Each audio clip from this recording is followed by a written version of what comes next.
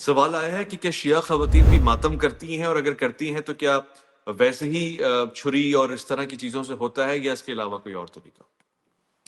ماتم اگر آپ سینہ کو بھی کہیں، ہاتھ سے سینے پر ہاتھ مارنا، تو یہ تو کرتی ہیں. البتہ چھری سے جیسے زنجیر زنی کہا جاتا ہے، وہ کہیں پر بھی نہیں کرتی، اور نہ اس کو پسندیدہ سمجھا جاتا ہے، نہ پردے کے اندر نہ پردے کے باہر. اچھا، اس عمل کے دوران آپ سے رائے لے رہا ہوں، مردوں کا اجتماعی حیثیت میں نصف برہنہ ہونا یا قمیضیں اتارنا، یہ کیسا دیکھا جاتا ہے؟ یہ پسندیدہ عمل ہے؟ کراہت ہے،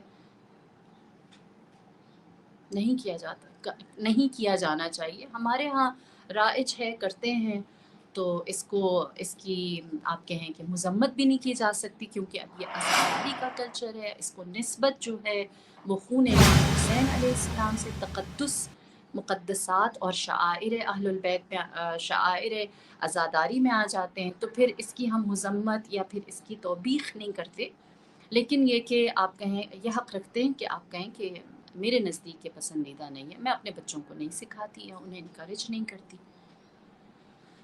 کیا کبھی کسی امام سے ہمیں یہ سنت سیرت رویہ ملتا ہے، خود کو بھی خود زون یا خود ماتم کرنے کا، یا اس طرح سے یا اس طرح سے کرنے کا؟ خاص طور سے میں جس پوزیشن کی بات کر رہا ہوں، اس طرح قمیض وغیرہ اتار کے یا کچھ ایسا. نہیں، میرے مطالعے میں کہیں پر بھی ہرگز نہیں ہے.